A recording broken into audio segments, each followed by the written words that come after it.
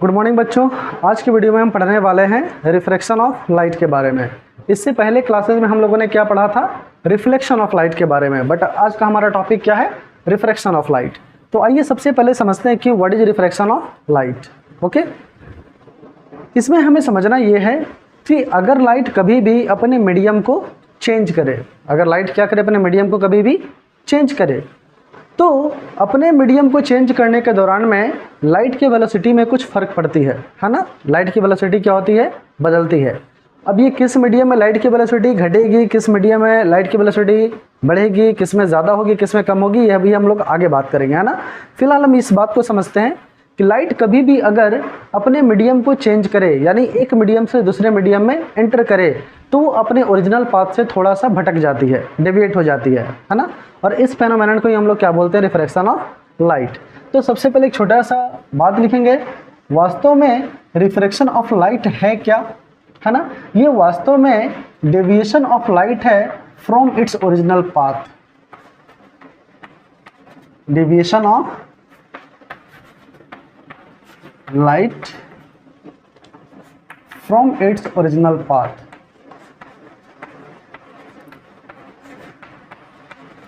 Original path, ठीक है, okay. अब ये डेविएशन कब हमें दिखता है, जब लाइट किसी एक मीडियम से दूसरे मीडियम में एंटर करे। तो मान लेते हैं कि हमारे पास दो मीडियम हैं। एक मीडियम है हमारे पास एयर और एक मीडियम है हमारे पास वाटर। तो हमारे पास दो अलग अलग मीडियम हैं। सवाल ये है कि किस मीडियम में लाइट का ट्रेवल करना आसान होता है, तो एयर में, है ना। जिस मीडियम में लाइट का ट्रेवल करना आसान होता है हम लोग उसको ऑप्टिकली रेयर मीडियम कहते हैं, और जिस मीडियम में लाइट का चलना थोड़ा मुश्किल होता है उसे हम लोग क्या बोलते हैं, ऑप्टिकली डेंसर मीडियम कहते हैं। ओके, तो इस कंडीशन में हमारा एयर कैसा मीडियम है, रेयर। एयर कैसा मीडियम है, रेयर मीडियम है, जबकि हमारा वाटर कैसा है, डेंसर मीडियम है। अच्छा, कभी भी दो मीडियम के बीच में रेयर और डेंसर का सिलेक्शन इस आधार पे नहीं होता कि अगर यहाँ पर वाटर डेंसर मीडियम है तो हमेशा वाटर डेंसर मीडियम ही होगा, है ना। हमें ये देखना पड़ता है कि इस मीडियम के अगेंस्ट में हमारे पास और दूसरा मीडियम कौन सा है। जैसे यहाँ पर हमारे पास वाटर के अगेंस्ट में दूसरा मीडियम कौन सा, एयर है। तो एयर में चूंकि वाटर के कंपेयर में एयर में लाइट का चलना आसान होता है, तो हमारा एयर बन गया रेयर मीडियम और वाटर क्या बन गया, डेंसर मीडियम। बट सोचिए कि क्या होगा अगर हमारे पास वाटर यहाँ पर है और यहाँ पर एयर की जगह पे ग्लास रहे, है ना। तो ग्लास में लाइट का चलना वाटर के कंपेयर में भी ज़्यादा मुश्किल होता है। तो वैसे कंडीशन में हम वाटर को क्या मानेंगे, रेयर मीडियम, और हमारा ग्लास क्या हो जाएगा, डेंसर मीडियम। तो हमें इस बात पर ध्यान देना है कि कोई भी मीडियम बिल्कुल ये सिलेक्टेड नहीं होता कि ये हमेशा डेंसर मीडियम ही होगा। ओके, हम लोग मीडियम का सिलेक्शन रेयर और डेंसर इस आधार पर करते हैं कि दोनों मीडियम के अगेंस्ट में सामने कौन सा दूसरा मीडियम खड़ा है, ठीक है। तो फिलहाल के लिए हमारे पास एयर रेयर मीडियम है और वाटर क्या है, डेंसर मीडियम है। मान लेते हैं कि एक रे ऑफ लाइट कहीं से इंसिडेंट करती है किसी सोर्स से आकर, तो अभी तक इस मीडियम में वो ट्रेवल कर रही है जो कि क्या है, एयर। क्या है, एयर। लेकिन ये क्या है, ये वो लाइन है जो दोनों मीडियम को सेपरेट करता है ना। ये वो पॉइंट है जहाँ से इसका मीडियम अब चेंज होने वाला है। अभी तक ये एयर में ट्रेवल कर रहा था, अब ये कहाँ जाने वाला है, वाटर में, है ना। तो क्या ये अपने ओरिजिनल पाथ पर बिल्कुल सीधा निकल जाएगा या अपने पाथ से इधर उधर डेविएट होगा, है ना। तो अभी जस्ट मैंने क्या बताया कि अगर लाइट मीडियम को चेंज करती है तो लाइट के वेलोसिटी में चेंज आता है, उसके वेवलेंथ में चेंज आता है, और उसके कारण से इसके पाथ में भी थोड़ी बहुत चेंजेस आती है। लेकिन अब सवाल ये है कि ये लाइट अगर अपने सीधे पाथ पर नहीं जाएगी तो फिर किधर जाएगी, है ना।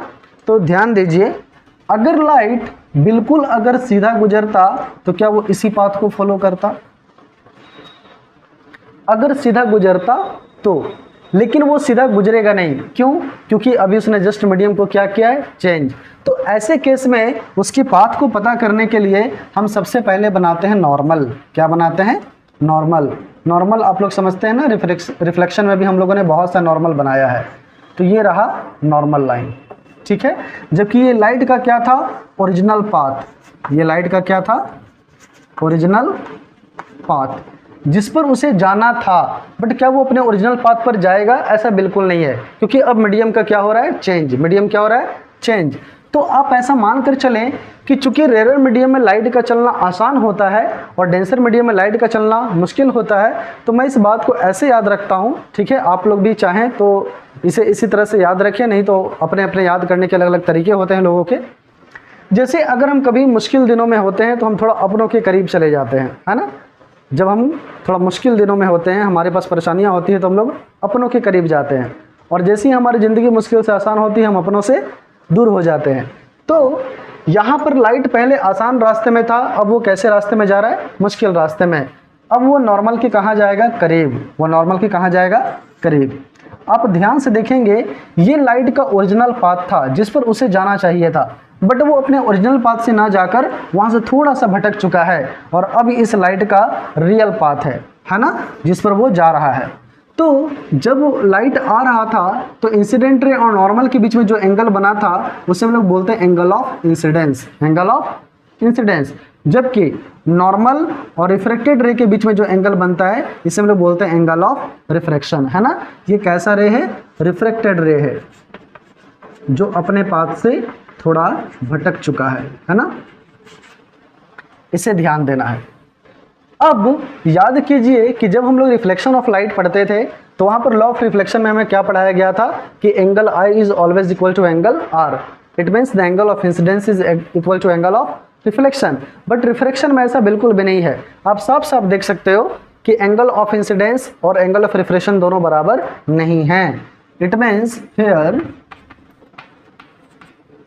Angle I is not equal to angle R, है ना? बट अगर दोनों इक्वल नहीं है तो दोनों में से कोई तो बड़ा कोई तो छोटा होगा ना। ये डिपेंड करता है सिचुएशन पे, ये डिपेंड करता है सिचुएशन पे। चूंकि अभी लाइट कहाँ से कहाँ जा रही है? Rare to denser, rare to denser. तो आप यहाँ पर साफ देखो कि एंगल आई अपने एंगल आर से बड़ा है।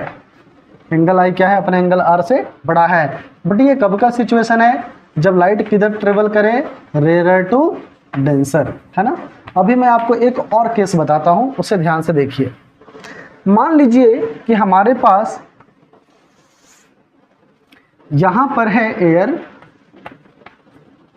और यहां पर है वाटर, है ना? अच्छा चलिए हम लोग इसे ग्लास ले लेते हैं ताकि हमें थोड़ी सी और क्लैरिटी मिल जाए रेयर और डेंसर का, है ना?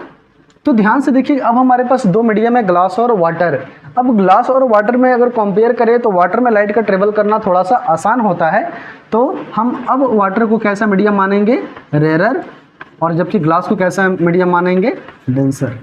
ओके, अब आप ध्यान से देखिए, अभी लाइट कहाँ से कहाँ ट्रेवल कर रहा था? Rare to denser. बट अब लाइट किधर ट्रेवल करेगा? Denser to rare. आइए देखते हैं क्या होता है। मान लेते कि कहीं से भी एक लाइट इंसिडेंट करता है यहाँ पर, और अभी तक वो किस मीडियम में ट्रेवल कर रहा था? ग्लास में। बट जैसे ही वो इस पॉइंट पर आया, अब इस पॉइंट के बाद में उसका मीडियम क्या होने वाला है? चेंज।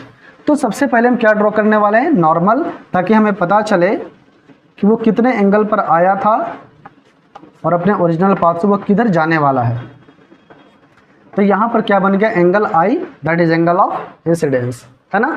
अच्छा, वापस लाइट को जाना किधर चाहिए था? बिल्कुल सीधा। कैसे जाना चाहिए था? बिल्कुल सीधा। ये उसका ओरिजिनल पाथ है। ये क्या है? उसका ओरिजिनल पाथ है। लेकिन अब वो अपने मुश्किल दिनों से आसान दिनों में जा रहा है, यानी वो मुश्किल रास्ते से आसान रास्ते में जा रहा है। तो ऐसे कंडीशन में वो नॉर्मल से दूर भाग जाता है। नॉर्मल से कहाँ भाग जाता है? दूर भाग जाता है। और ये है अपना रिफ्रैक्टेड रे,